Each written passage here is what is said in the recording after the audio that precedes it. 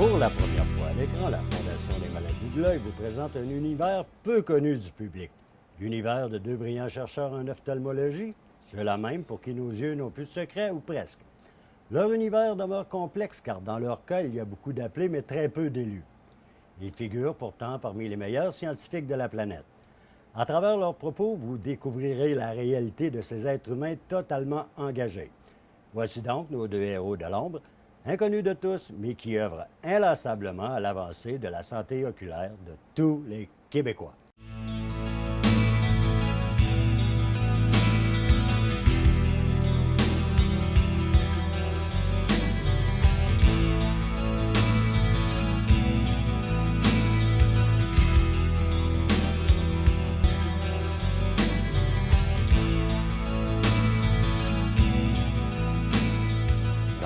De devenir chercheur.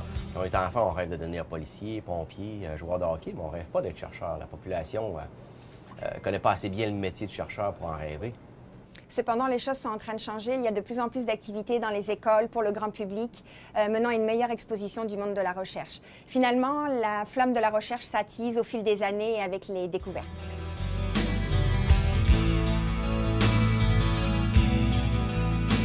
Pour être recruté, pour espérer être recruté dans une université comme chercheur académique, il faut faire des études. Il faut commencer par faire un baccalauréat en sciences, après ça un doctorat, une maîtrise et un doctorat en recherche, et après ça, un ou deux post-doctorats à l'extérieur de la province, idéalement. Et puis ça, ça prend environ 13 à 15 années d'université.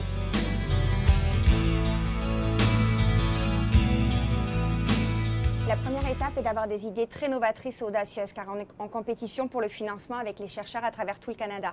Il faut évaluer la faisabilité de nos projets et les difficultés reliées aux expériences. Les premières années, on consacre environ 50% de notre temps à chercher du financement. C'est donc crucial pour nous, parce que sans financement, les projets restent sur le papier.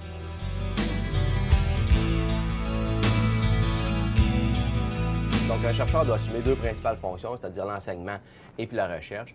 Et puis, un laboratoire, en fait, c'est comme une petite entreprise. Il y a au-delà des projets de recherche, il y a la gestion du personnel, il y a la gestion des finances aussi. Et puis, on doit participer à plusieurs comités scientifiques et puis des comités administratifs également.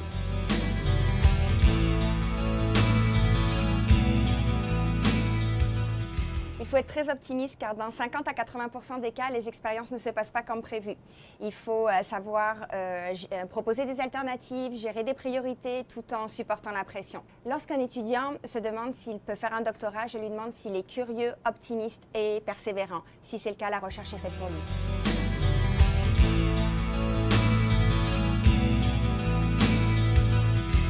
Ça dépend des organismes de financement en recherche en santé, mais normalement, les taux de succès se retrouvent autour de 1 projet sur 10 qui va être financé. Puis historiquement, le financement n'a jamais été aussi difficile que présentement. Et puis, on a un problème avec la pérennité aussi, donc c'est pas parce qu'un projet qui est financé qu'il va être renouvelé à long terme. Normalement, il dure 3 à 5 ans, puis son renouvellement est loin de garanti.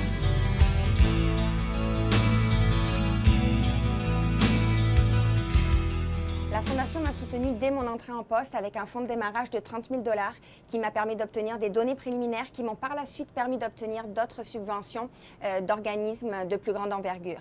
J'ai également eu la chance d'avoir une autre subvention de la Fondation des maladies de l'œil qui m'a permis de débuter un projet audacieux sur le glaucome et initier ainsi une collaboration. Quand on démarre notre laboratoire, c'est très difficile d'obtenir du financement de démarrage parce que, justement, on tombe en compétition d'emblée avec les chercheurs déjà établis. Et puis le 70 000, moi j'ai reçu 70 000 de la Fondation des maladies de l'œil pour financer les 2 premières années de mon laboratoire. Ça m'a permis de démarrer mon laboratoire, de développer une problématique de recherche novatrice. Puis aujourd'hui, j'ai un laboratoire qui est compétitif sur la scène mondiale. Puis ça, il y a beaucoup de crédit à donner à la Fondation des maladies de l'œil.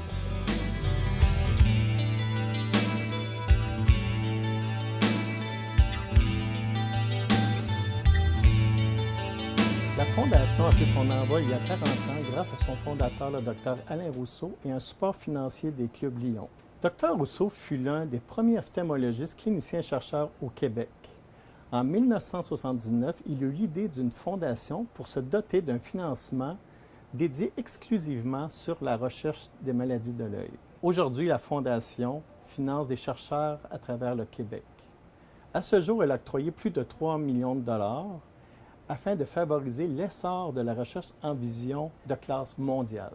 Il est clair que la Fondation joue un rôle crucial dans le recrutement de chercheurs de haut niveau ainsi qu'au développement de projets de recherche innovants en vision. Donner à la recherche, c'est contribuer à la santé visuelle des Québécois.